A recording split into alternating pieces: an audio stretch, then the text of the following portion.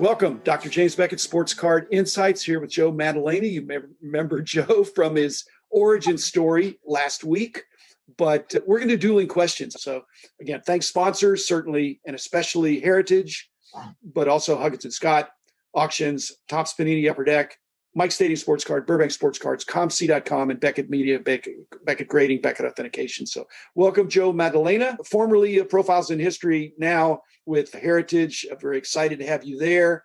Dueling questions, the format, you get to go first. So first question, Joe, welcome to the show. Have you ever had that aha moment when in the middle of the night wake up and realize there's all these Beckett labels all over the world and be like, it has to be surreal where your name's attached to an industry?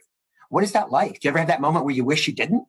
What I wish I had done was when I did sell the company, that I would have retained a royalty interest in any time my name was used. Just a penny, just a penny. That's all. You'd be a trillionaire. I had a great run, and to establish a brand that's enduring was a great honor. I'm still around, so I don't want to mess it up. I want to be of assistance in growing the hobby and helping my former company as well. And I've got other sponsors. Okay. My first question to you. There's a lot said about what happens when celebrities die. In sports cards, it's Hall of Famers and they die. And all of a sudden the public goes, oh my goodness, I better go out and buy, in most of the cases, his cards. Does that same phenomenon happen in your profiles in history of non-sport, not just celebrity entertainment, some of the historical things that you dealt with where people have been gone for a long time? Is that a similar phenomenon that when celebrities die, there's a rush for their stuff? We have found the answer is no, for the most part, unless it's somebody, it's a tragic death. It's like Michael Jackson was the example where prices went skyrocketed up and skyrocketed down. And that was a moment where the Michael Jackson craze hit. But in general, no, it really isn't. Like when Brando passed away, people are like, oh, does everybody want Brando stuff? I'm like, no, they still want The Godfather. Our fields are different because it's really about what the person played. Marilyn Monroe, maybe James Dean. There are a couple of examples who transcend that, but everybody else, no, you would think it would, but it really doesn't for the true collector. Okay, fair enough. Your question for me. I have witnessed this epic explosion in basketball cards that are truly hard to even comprehend. What do you think is fueling this market? Who is buying this stuff? I'm going to answer that question, and it's going to lead into my follow-up question for you. So I will answer it partially and then bounce it back to you. I think it's new money. It's not traditional collectors. I think it's people that are enamored of what's the latest and the greatest, and buying on the sizzle and the potential of some of these emerging stars that have the potential to be iconic. Is not even the word. To support these $1 million prices, they have to be listed with the greats of all time. Babe Ruth, Michael Jordan. In that same stratosphere. It is a 21st century collecting mindset. It is not a 20th or anything before, because people have collected things for centuries. But there's a new breed of collector now. So that leads into my question for you, because I didn't fully answer that. And that is, in profiles in history, profiles is a 20th century word, like profiles in courage from JFK. History is a kind of a 20th century word. I don't think history is even taught the same way it is now. So your name of your firm suggests older stuff. What I'm seeing is that the bellwether cards and sports memorabilia was always the older stuff. It was Babe Ruth. It was Honus Wagner. Have you seen the same thing in your field of not specifically sports, that the pop culture, it's your popularity, but it's almost how many followers you have or what's going on in social media? Was that driving your business? And if so, I'd like to hear it. And if not, are you going to bring that into Heritage? There's no question that 20s and 30s and 40s Hollywood is gone. Like Jean Harlow, Humphrey Bogart, people don't even care. So now it's all about Russell Crowe and Gladiator. It's 80s and 90s, the whole resurgence in Arnold, like the early stuff. So what people are buying is like 80s and 90s era of movie making, some 70s. It's changed, dramatically. It's funny. The printer came to my office one day and said, what's the name of your company? I'm like, and there was a copy of Profiles in Courage on the desk. I'm like, Profiles in History. It was that fast. I made that decision in 5 seconds. There was no thought in that. It's a great name. Again, my name is my name. It's what it comes to mean based on the people that work within and under that brand. It's a great brand. But like I said, it's almost like What are you going to do? Profiles in culture? Profiles in popular culture? Nowadays, it's almost two different hobbies or two different industries. And yet they're comparing the prices of, well, gee, if Abraham Lincoln's worth this much, well, then how much should Barack Obama be worth? I'm thinking, wait a minute, is that apples and oranges? Or that's not even a fruit? Completely different. Okay, your turn. The spike came in my fields, like historical documents. The spike was in the 90s and the stuff was going up 200 or 300% a year. The field imploded, and it imploded because the buyers drove the collectors out.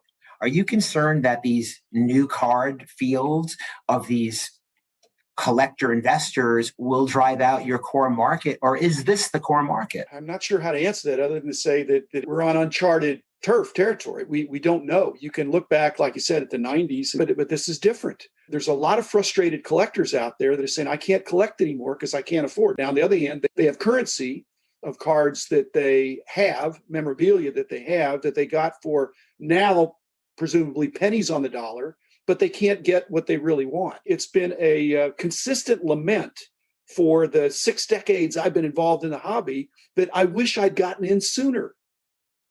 Now, that if there's a big crash, then that may not be the case. But there's been this consistent march toward higher prices and quality winning out. That if something is scarce and popular, there's going to be more people interested in it. That there's not enough to go around. There seems to be a lot of money chasing cards and memorabilia, whether it's non-sport or sport. And the grading aspect has made something that would otherwise be common, but it's scarce in that condition, in the finest condition. Whereas many of the documents you would have dealt with, you would be talking about an original document. Yeah. It's just one. Yeah. So I hope history doesn't repeat itself, Joe, but I'm afraid it does. Well, I think that's the nature of economics, though. Everything that goes up has to come down. You just don't know how long a market will go for. But it is fascinating to be going through one of these right now and just watching the interest. It's significant. Okay, my turn. Yep, your turn. To follow, there's a logic that there are this many Michael Jordan cards in this condition, and there are far more than that number of people who would want that. Therefore, it must be a good deal. Okay, the same logic must be applied, is that you can't say that there's 350 PSA 10 Michael Jordan rookies and there's more than 350 people that want it and say, therefore, the price is okay or it's going to go up. It has to be how many people are ready, willing, and able to buy that card or that memorabilia at that price for it to keep going up in value. Surely you had that in the profiles in history in the entertainment world, that I'd love to have an Abraham Lincoln letter. Okay. I have no idea what's going to cost me. I'm guessing I'd have to sell my house or something like that. If George Washington, and again, I'm just throwing out well-known political figures, but it's crazy. Do you understand what I'm saying? Is that the passion can overcome the logic. And that's why bubbles and balloons are eligible for popping, because people say it's worth it at any price, or they're looking, well, if this sells for this, then this. So the demand is only strong demand at a certain price. But if you wanted to stick with historical documents for a minute, that's exactly what happened to our field, because there was a time where, let's say a George Washington letter was $300,000. That letter today may be 50 grand, and it might not be easy to sell. It's just not cool. People would rather have that Jordan rookie card or that Kobe or Mike Trout. It's just times have changed. I find it really sad where you could buy an Abraham Lincoln letter for $10,000 or $20,000.